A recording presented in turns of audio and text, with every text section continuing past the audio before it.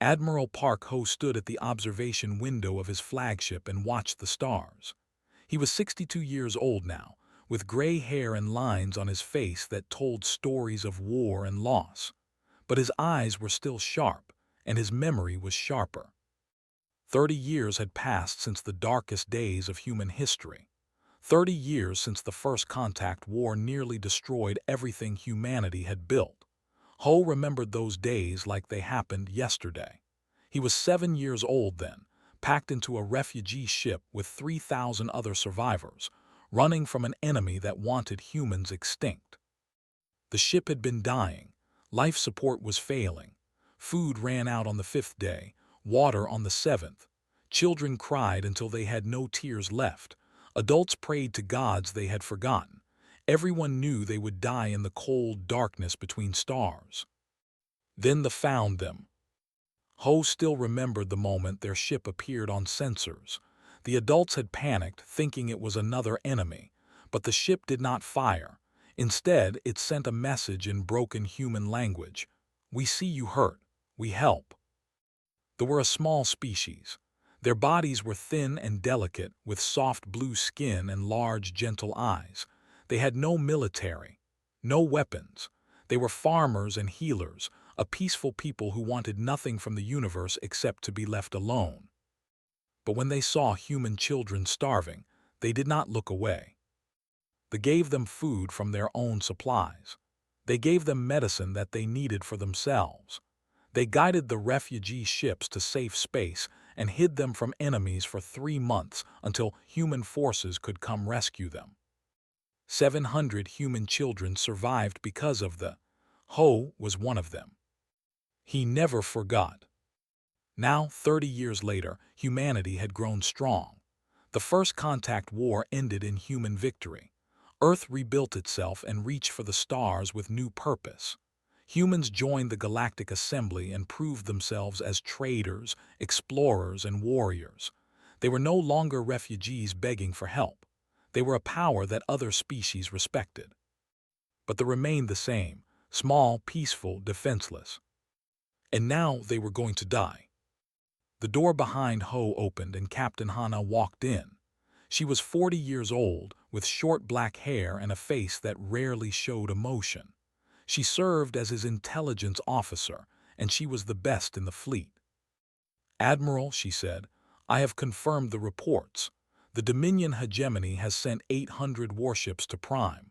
They will arrive in 6 days." Ho did not turn from the window. "What does the Dominion want?" "They has deposits of rare crystals. The Dominion needs them for their weapons program. They sent a demand for surrender 3 days ago. They refused." "They refused?" Ho finally turned, surprised. "They have no army. Why would they refuse?" Hana's expression flickered with something like sadness. Elder sent a response. He said his people would rather die free than live as slaves. They are preparing for the end. Ho closed his eyes. He could see Elder in his memory. The old had been young then, one of the nurses who cared for human children on the refugee ships. Ho remembered holding a dying human boy, singing to him softly so he would not be afraid. "What has the Galactic Assembly decided?" Ho asked. "Nothing. They called an emergency session, but the vote failed. Most species consider it an internal sector dispute. They will not interfere."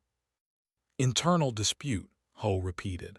The words tasted bitter in his mouth. 800 warships against farmers who have never held a weapon, and the galaxy calls it a dispute. Hana stepped closer. "Admiral, Earth's government is meeting right now to discuss our response.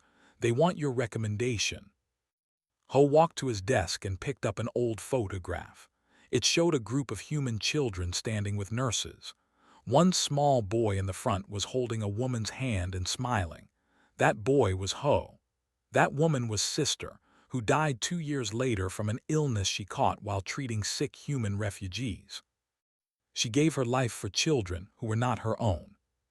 "How many ships do we have available?" Ho asked. 200 combat-ready vessels, Admiral.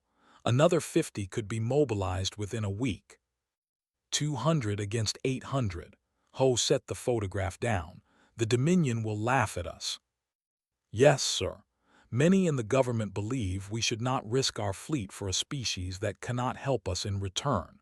They say they have nothing to offer humanity. Ho's jaw tightened. Nothing to offer. They offered everything when we had nothing. They fed our children when feeding them meant their own people went hungry. They hid us when hiding us meant risking their own lives. He turned to face Hana directly. Captain, do you know why humanity survived the First Contact War? Hana shook her head. Because we remembered who we were.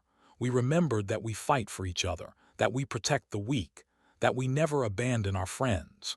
He pointed at the photograph. Those saved 700 of our children. 700 children who grew up, had families, and built the fleet I now command. If we abandon them today, we abandon everything that makes us human. Hana studied her admiral for a long moment, then she nodded slowly. What are your orders, sir? Prepare my transport. I am going to address the United Earth Council myself. 3 hours later, Admiral Park Ho stood before the leaders of humanity. Presidents, prime ministers, and generals watched him from a curved amphitheater. Cameras broadcast his words to every human world.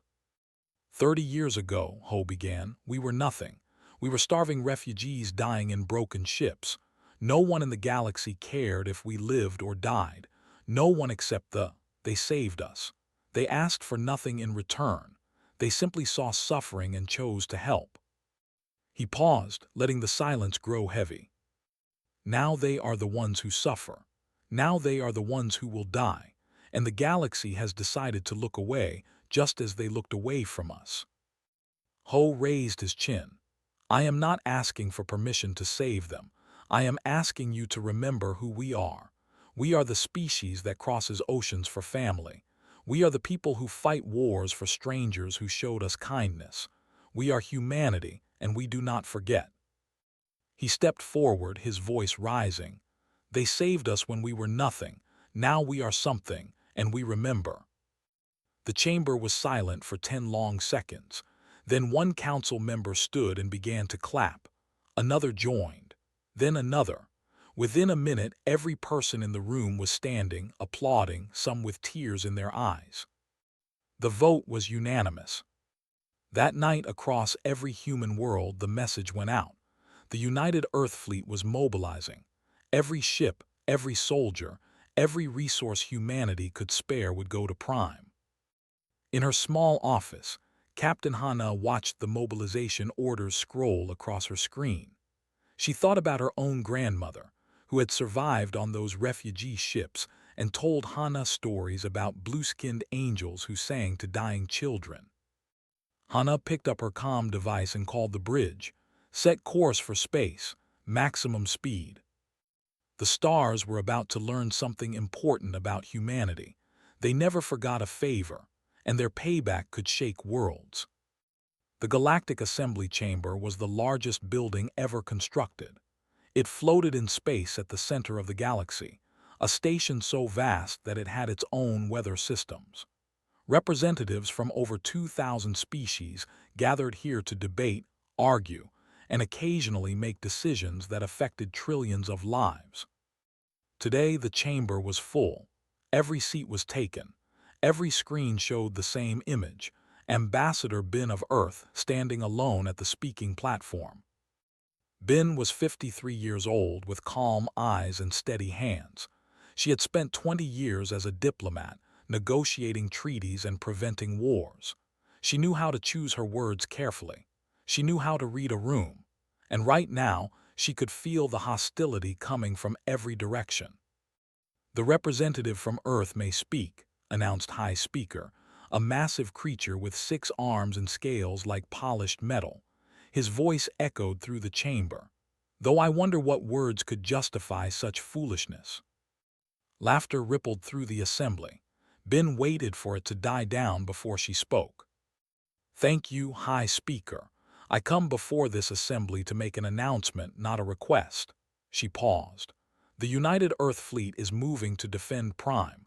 We will engage the Dominion hegemony in 6 days. The laughter stopped. The chamber fell into confused silence. A representative from the Merchant Coalition stood up.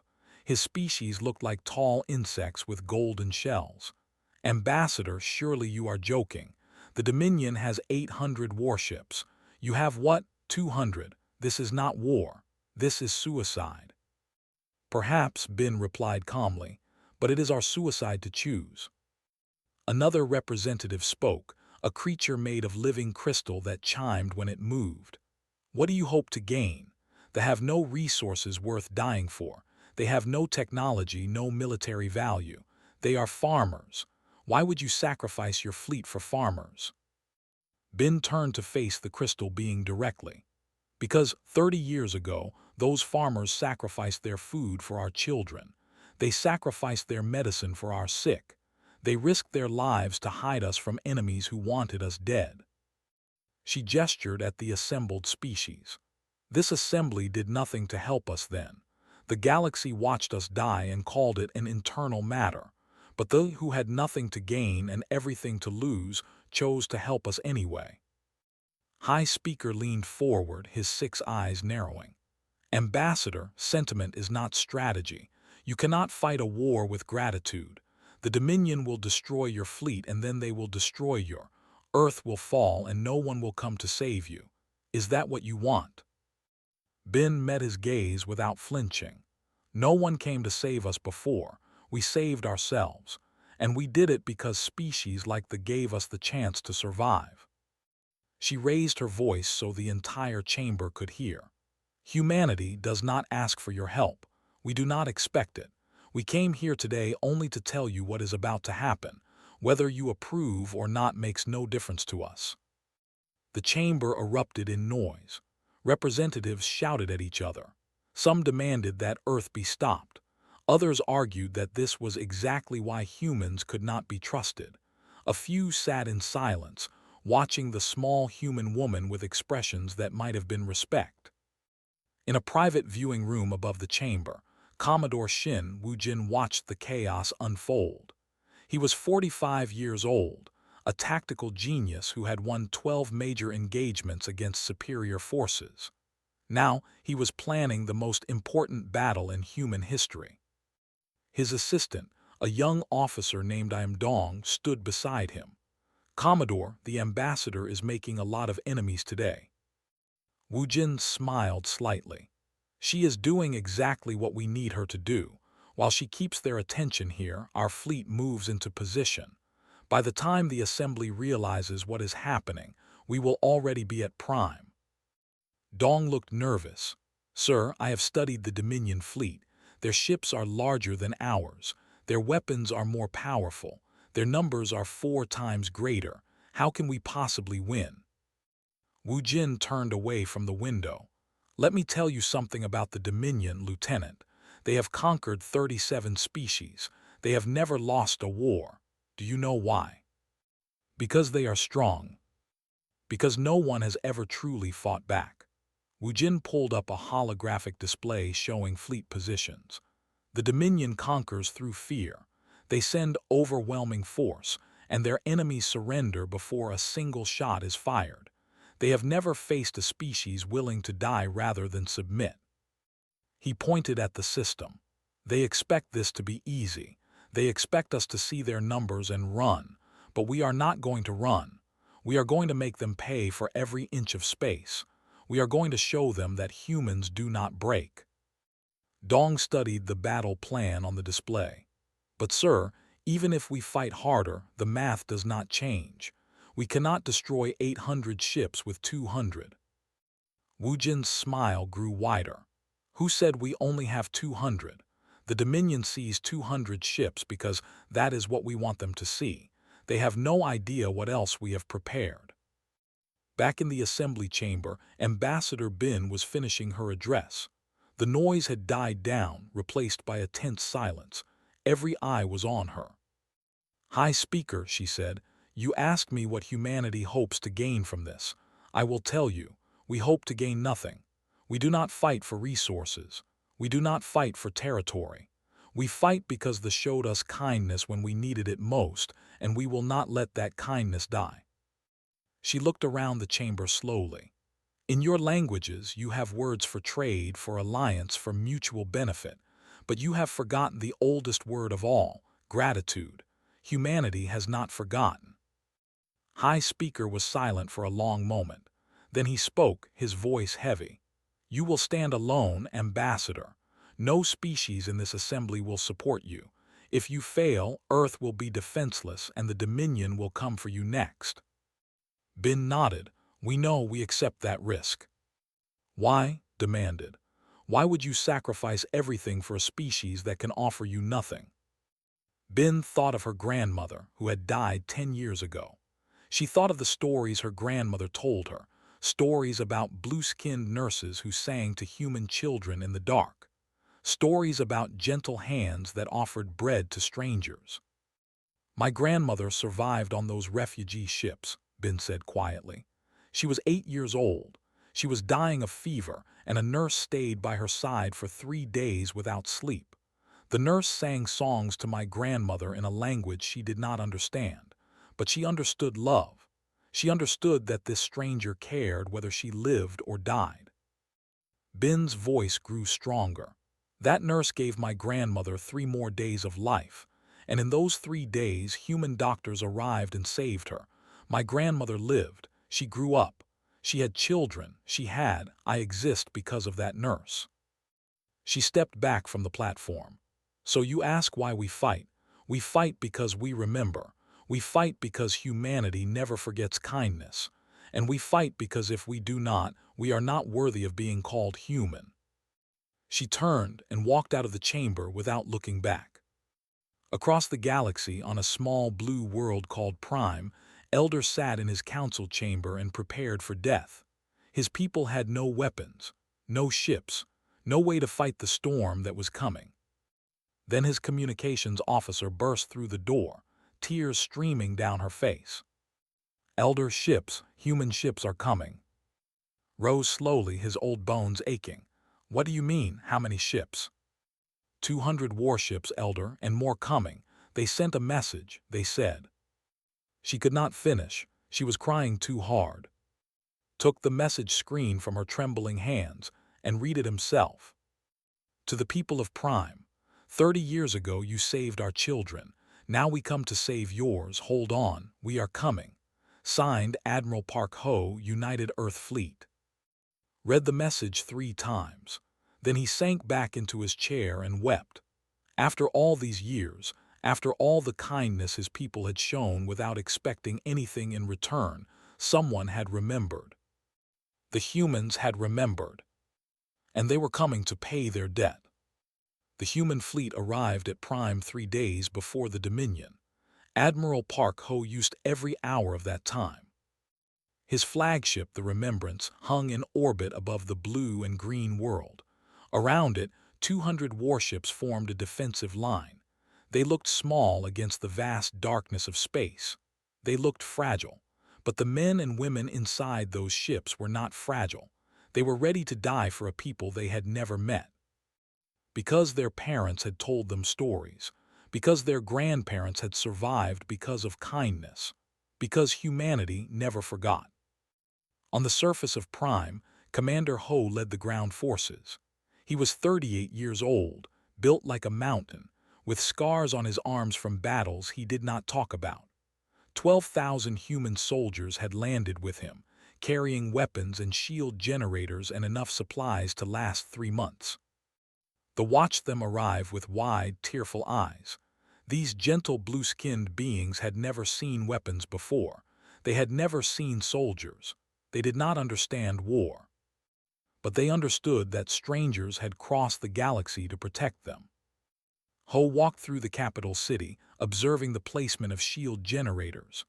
A young girl followed him, no taller than his waist, with eyes like polished silver. "Why did you come?" she asked in careful human language. They had been learning it since they saved the refugees, hoping that someday humans might return. Ho knelt down to meet her eyes. "Do you know the story of the refugee ships?" The girl nodded. "My grandmother tells it. She says we helped the Star Children when they were hungry." "That is right." Ho reached into his pocket and pulled out a small pendant. It was carved from wood, shaped like a flower. My grandmother made this. She was one of those star children. She was 6 years old when your people found her. She was starving and sick. Your healers saved her life. He placed the pendant in the little girl's hands. She told me that when she was dying, a woman held her and sang to her. She said it was the most beautiful sound she had ever heard. She said she knew, even as a child, that she had to survive so she could thank that woman someday. The girl looked at the pendant, then back at Ho. Did she thank her? Ho's jaw tightened. No, my grandmother never found her. The woman died before she could. So my grandmother made me promise that if I ever had the chance, I would thank your people for her. He stood up and looked at the soldiers working around them. Every human here has a story like mine. Every one of us came because someone we love survived because of your kindness. We are here to say thank you. The girl smiled, bright and innocent. I will tell my grandmother. She will cry happy tears. Ho smiled back. Then it was worth the trip. In orbit, Admiral Park Ho watched the sensor screens and waited. The Dominion fleet was 2 days away, 800 warships moving in a formation that spoke of absolute confidence. They had never been challenged. They expected this mission to be simple. Captain Hana entered the bridge. Admiral, I have the final intelligence report. The Dominion fleet is commanded by Grand Admiral Vex. He has never lost a battle. His strategy is always the same: overwhelming force, total destruction of resistance, and public execution of enemy leaders. Ho studied the enemy formation on the screen. He is predictable. Yes, sir. He is also arrogant. He has already sent a broadcast to his fleet celebrating their upcoming victory. He called us insects trying to stop a storm. Ho smiled slightly. Good, let him believe that. The more confident he is, the more mistakes he will make. Hana hesitated.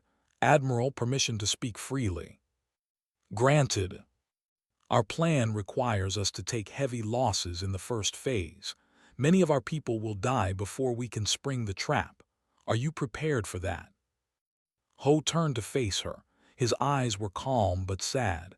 Captain, I have sent people to die before. It never gets easier. But I asked for volunteers only on this mission. Every person in this fleet chose to be here. They know the risks. They accept them. He looked back at the screen. The saved 700 children. Those children had children of their own. And those children had children. Today, there are over 40,000 humans alive because of what they did. 40,000 lives that would not exist if one small species had not chosen kindness over fear. Ho's voice grew firm. If we have to sacrifice some of ourselves to protect them, then that is a price worth paying. Because without them, many of us would not exist at all. The day of battle arrived. The Dominion fleet dropped out of faster-than-light travel in perfect formation. 800 warships spread across the sky like a plague of metal and fire. They were beautiful in a terrible way, each ship covered in weapons that could burn cities to ash. Grand Admiral Vex stood on the bridge of his flagship, the Conqueror's Pride. He was a massive creature, 7 feet tall, with 4 arms and skin like rough stone. He looked at the tiny human fleet blocking his path and laughed. This is the great human defense, he mocked. 200 ships against my 800. They are not brave, they are stupid. His tactical officer approached. Grand Admiral, should we offer them a chance to surrender? Vex waved a dismissive hand. No, destroy them all. Let the galaxy see what happens to species that challenge the Dominion. The Dominion fleet advanced. On the Remembrance, Admiral Park Ho watched them come. His hands were steady. His heart was calm. He had been preparing for this moment his entire life. All ships, he said into the fleet-wide channel, this is Admiral Park. The enemy approaches. Remember why we are here. Remember who we are protecting. Remember that the galaxy is watching. He paused, then added, for humanity, for everyone who ever showed kindness to strangers. Today, we show the universe what that kindness means. The Dominion opened fire. Space exploded with light and death. Human ships took hits, shields flaring, hull plates melting. Lieutenant Bai led her fighter squadron through the chaos, weaving between enemy fire with skill born from years of training. Bai was 26 years old, the youngest squadron leader in the fleet. She had been born on a colony world, raised on stories of the debt humanity owed them. When she heard about this mission, she was the first to volunteer. Now she flew her fighter straight at a Dominion cruiser 10 times her size. "Squadron, follow me," she called over the radio. "Target their engine ports, make them slow." Her fighters dove and twisted, too small and fast for the Dominion guns to track. They fired their weapons at weak points, disabling engines, overloading power systems. The cruiser slowed, then stopped, blocking other Dominion ships behind it. But for every small victory there was loss. Human ships exploded, pilots died, the defensive line began to bend. On Prime, Commander Ho watched the battle in the sky. Bright flashes marked explosions. Each flash was a ship dying. Each flash might be friends he would never see again. The civilians huddled in shelters behind his shield generators. They were silent, watching the sky with expressions of grief and gratitude mixed together. Elder approached Ho. The old moved slowly, his body frail with age, but his eyes were clear. "Commander," said softly, "your people are dying for us." Ho nodded, "Yes." "Why, we are nothing. We have nothing to give you." Ho turned to face the elder. "With respect, Elder, you gave us everything. You gave us life. You gave us hope. You gave us proof that the universe is not completely cruel." He pointed at the sky. "Every person up there fighting has a family member who survived because of your people. They are not dying for nothing. They are dying to repay a debt that can never truly be repaid." His eyes filled with tears. "We only did what was right. We only helped because they needed help." Ho put his hand on the old's shoulder. "And that is exactly why you deserve to be saved. Because you helped without asking for anything in return. Because you showed us what kindness looks like." Above them, the battle raged. The human fleet was taking terrible losses. Ship after ship fell to Dominion weapons. The defensive line was breaking. On the bridge of the Remembrance, officers reported damage and casualties. The mood was grim. Hope seemed to be fading. But Admiral Park Ho stood calm at the center of the chaos. He watched the enemy fleet push forward, watched them commit more and more ships to the attack. He watched them walk into his trap. And when the moment was right, he smiled. "Captain Hana," he said quietly, "signal Commodore Shin. Tell him the enemy is in position." Hana's eyes widened. "Admiral, are you sure? We have lost 30 ships already." "I am sure." Ho watched the Dominion fleet cluster together, following the retreating human ships toward the planet. "Now they are exactly where we want them. Activate Phase 2. The message went out, and in hidden positions across the star system, weapons that the Dominion had never detected began to wake up. The hunt was about to begin. Grand Admiral Vex stood on his bridge and watched the human fleet retreat. His forearms were crossed in satisfaction. The battle was going exactly as planned. "The insects are breaking," he announced to his officers. "Push forward. I want their flagship destroyed within the hour. Then we will burn their ground forces and take this world." His fleet surged forward, 800 warships chasing the weakened human defenders. They moved deeper into the system, closer to the planet, completely confident in their victory. They had no idea they were walking into a trap. On the Remembrance, Admiral Park Ho watched the enemy advance. His fleet had lost 42 ships. Good people had died, but they had done their job perfectly. "Admiral," Captain Hana reported, "the Dominion fleet has entered the target zone. All enemy ships are within the kill box." Ho nodded slowly. "Contact Commodore Shin. Tell him to begin." 5 weeks ago, While the galaxy debated and argued, humanity had been working. Engineer Oh Sung and his team had traveled to the system in secret. They had planted weapons on asteroids. They had hidden ships in the rings of distant planets. They had prepared a surprise that would change the battle completely. Now on Ho's signal, that surprise revealed itself. Across the system, hundreds of small platforms activated. They had been invisible, powered down, hidden among rocks and debris. But now they lit up like stars, and they were all aimed at the Dominion fleet. Sung's voice came over the comm channel. "Gravity well generators online, Admiral. The trap is set." Ho smiled, "Spring it." Space itself seemed to twist around the Dominion fleet. The gravity well generators created pockets of intense gravitational pull, invisible walls that no ship could pass through without being torn apart. In seconds, the 800 Dominion warships found themselves trapped in a cage they could not escape. On the Conqueror's Pride, alarms screamed. Officers ran in every direction. Grand Admiral Vex stared at his tactical display with disbelief. "What is happening?" he demanded. "Why are we not moving?" "Gravity anomalies everywhere, Grand Admiral. We cannot retreat. We cannot advance. We are trapped." Vex felt something he had never felt before: fear. He had conquered 37 species. He had never lost a battle. But now he was caught like an animal in a snare, and he did not understand how. "This is impossible," he whispered. "No species has this technology." Far across the battlefield, Captain Hana led her strike force out of hiding. 50 ships had been waiting in the shadow of a gas giant, powered down, invisible to Dominion sensors. Now they emerged at full speed, weapons charged, heading straight for the enemy command ships. Hana had spent her entire career preparing for a moment like this. She had studied the Dominion.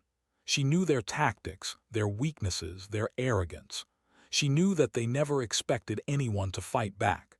And she knew that their admirals always positioned themselves in the center of their fleets, surrounded by protection. But protection meant nothing when you could not move. "Target the command ships," she ordered. "Hit them fast and hard. Cut off the head and the body will die." Her strike force dove into the trapped Dominion fleet like wolves among sheep. The enemy ships tried to turn, tried to bring weapons to bear, but they were stuck in the gravity wells. They could only watch as human ships raced past their defenses and struck at their heart. The Dominion flagship Conqueror's Pride shuddered under multiple impacts. Its shields failed. Its hull breached. Grand Admiral Vex grabbed his command throne as the bridge exploded around him. "Signal surrender," he screamed at his officers. "Tell them we yield." But his communications officer was dead.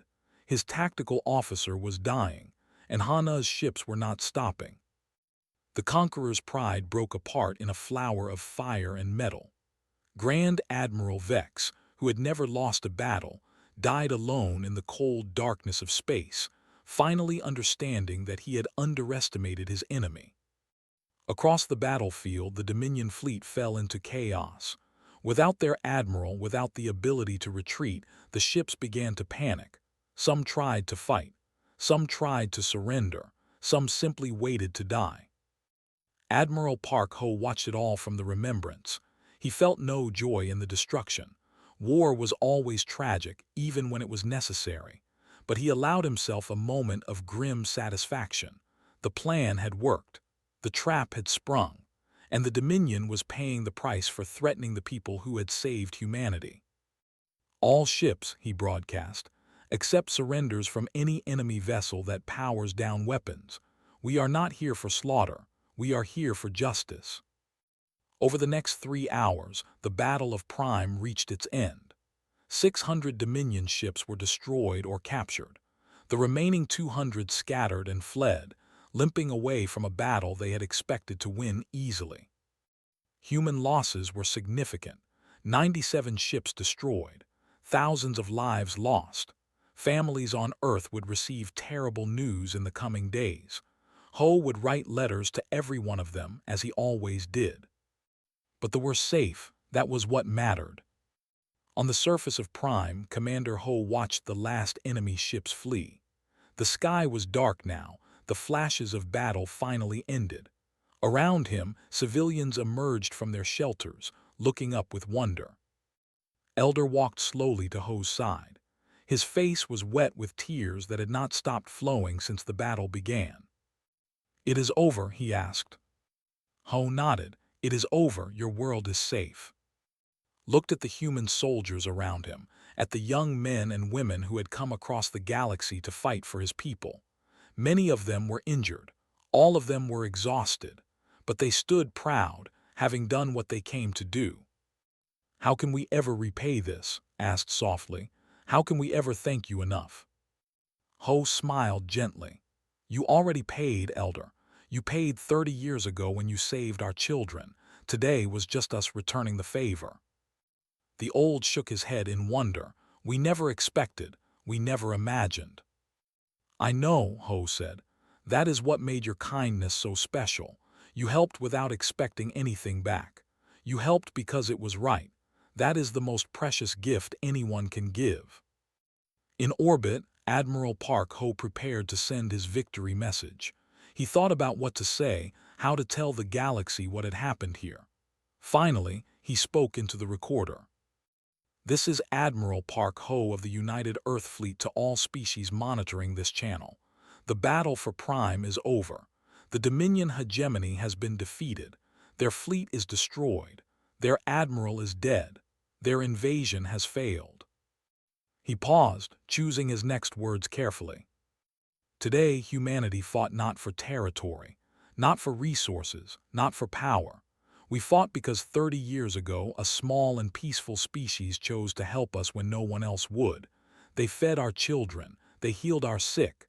They hid us from our enemies. They asked for nothing in return." His voice grew stronger. "Let the galaxy understand what this means. Humanity does not forget.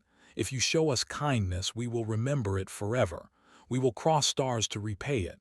We will fight impossible battles to honor it. The debt is paid." Then he added one final warning. "But know this also. If you threaten our friends, if you harm those who helped us, then you will face the same fate as the Dominion. Humanity protects its own, and we never forget." The message ended. It broadcast across every channel, to every corner of the galaxy. Species that had never paid attention to humanity before now watched with new understanding. They had shown kindness to starving refugees.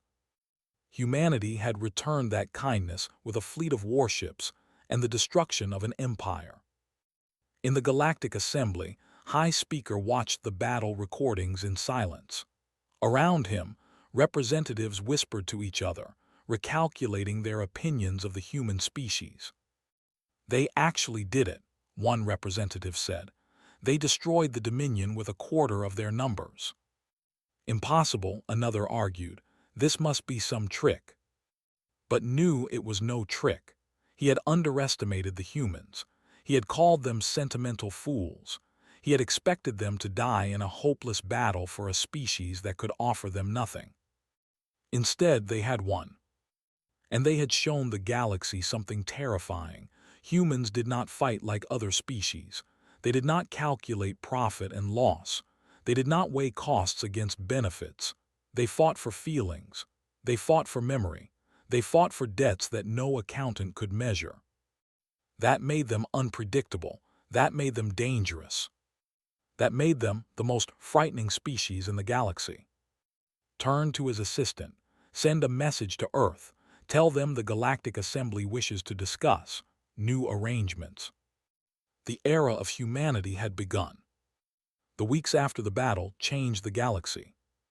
The Dominion hegemony, once feared across 1,000 star systems, collapsed like a house built on sand. Without their fleet, without their admiral, they had nothing left but the memory of their cruelty. The species they had conquered rose up. The slaves they had taken broke their chains. Within 3 months, the Dominion was nothing but a warning in history books. Humanity watched it all happen and felt no joy. They had not come to destroy an empire. They had come to save friends. The Empire's fall was just a consequence. In the Galactic Assembly, representatives gathered for an emergency session. The great chamber was filled with whispers and worried glances. Every species had seen the battle recordings. Every species had heard Admiral Park Ho's message. And every species was asking the same question: what would humans do next? High Speaker stood at his podium and called for silence. His 6 eyes moved across the gathered representatives, seeing fear in many faces. He understood that fear. He felt it himself. "The Assembly recognizes Ambassador Bin of Earth," he announced. Bin walked to the speaking platform with measured steps. She wore the same calm expression she always wore, but today there was something different in her eyes. Confidence, pride, the knowledge that she represented a species that had proven itself to the galaxy. "Thank you, High Speaker," she said. "I stand before you today as a representative of a species you called foolish, sentimental, suicidal. You told us we would die alone. You told us no one would remember our sacrifice." She paused, letting the silence grow heavy. "We did not die, and now the galaxy will remember us forever." A murmur ran through the chamber. Ben waited for it to fade before continuing. "The Galactic Assembly has asked me to discuss new arrangements. I am here to tell you what those arrangements will be." She raised her chin. "First, the is now under permanent human protection. Any species that threatens them will answer to Earth." Another murmur, louder this time. Ben ignored it. "Second, humanity accepts the Assembly's invitation to join the High Council. We will take our seat among the ruling powers of this galaxy." High Speaker nodded slowly. The invitation had been sent the day after the battle. It normally took species centuries to earn a seat on the High Council. Humanity had earned it in a single day. "Third," Ben said, "humanity makes this promise to every species in this chamber. If you show us kindness, we will remember. If you help us in our hour of need, we will repay that debt no matter how long it takes. We are not conquerors. We do not seek power, but we are friends worth having." She looked around the chamber, meeting the eyes of representatives who had mocked her just weeks ago.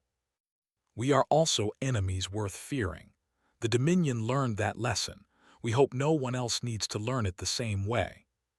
She stepped back from the platform. "That is all." The chamber was silent for a long moment. Then, slowly, representatives began to rise. One by one, they stood in respect for the small human woman who had just changed the balance of power in the galaxy. On Prime, Elder stood before his people and spoke words he had never imagined he would say. "For generations, we have lived in peace. We have never fought a war. We have never raised weapons. We believed that kindness was its own reward, and we expected nothing in return for the help we gave." He looked at the crowd gathered before him, thousands of blue-skinned who had faced death just weeks ago. "We were wrong, not about kindness. Kindness is still the greatest gift we can give, but we were wrong to think it would go unremembered. The humans remembered. Across 30 years and countless stars, they remembered a handful of children they saved." His voice trembled with emotion. "And when we needed them, they came. They fought for us. They died for us. They showed us that in a cold and violent universe, gratitude is a force stronger than any weapon." He raised his hands. "Let us never forget what they did. Let us teach our children and our children's children about the day the humans came. Let us remember that kindness, given freely, can return as salvation." The crowd cheered, a sound of joy and relief and gratitude that echoed across the capital city. Far above in orbit, Admiral Park Ho prepared to return home. His fleet was damaged but intact. His mission was complete. The debt was paid. But before he left, he had one more thing to do. His shuttle descended to the surface and landed near a small building on the outskirts of the capital. It was an old structure, worn by time but carefully maintained, a shelter from a different era. Ho walked inside alone. The shelter was empty now, but traces of the past remained. Old beds where refugees had slept, faded medical equipment, and on one wall, drawings made by children 30 years ago. Ho walked slowly along the wall, looking at each drawing. Spaceships and stars and alien creatures imagined by young minds. Hopeful images made by children who had faced death and survived. Then he found what he was looking for. A small drawing near the corner. It showed a woman with large, gentle eyes and wings like an angel. Beside her stood a tiny human boy with dark hair. Below the drawing, in childish handwriting, were two words: "Thank you." Ho had made that drawing. He had been 7 years old, sick and scared and far from home. A nurse had stayed by his side through the darkest nights. She had sung to him in words he did not understand. She had held his hand until the doctors came. He never learned her name. She died before he could thank her properly. But he had never forgotten her face, never forgotten her kindness. And now, 55 years later, he had finally repaid the debt he owed her. Ho reached out and touched the drawing gently. "Thank you," he whispered. "I hope this was enough." He stood there for a long time, alone with his memories. Then he turned and walked back to his shuttle. There was work to be done, a galaxy to navigate, new challenges to face. But part of him would always remain in that shelter, with a memory of kindness that had shaped his entire life. Years later, children on Prime learned about the human miracle in their schools. Their teachers told them about the day when strangers crossed the galaxy to save a people they owed nothing to, except the memory of kindness shown long ago. The children learned that the universe was not always cold and cruel. Sometimes, when you least expected it, help could come from the most unlikely places. And sometimes, the smallest acts of compassion could return as the greatest gifts of all. They learned that humans never forgot a favor, and they learned that human payback could shake worlds. But most importantly, they learned the truth that Elder taught them: kindness was never wasted.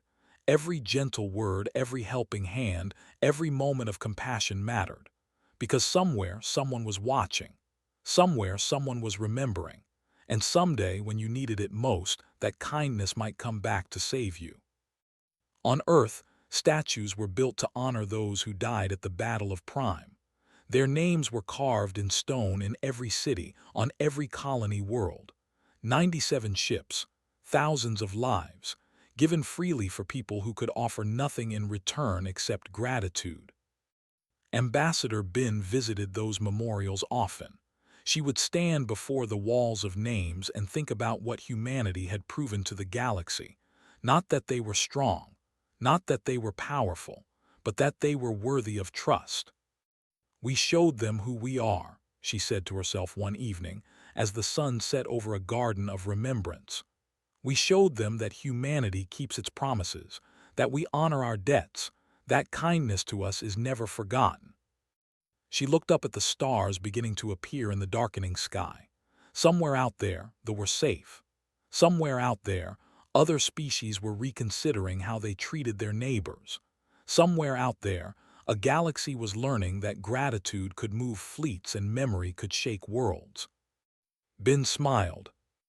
In a cold and violent universe, humanity had proven something no other species dared believe: that the smallest kindness could return as salvation, that debts of the heart were the most powerful debts of all, and that some species, when they made a promise, kept it forever. Humanity had remembered. Humanity had returned the favor, and the galaxy would never be the same.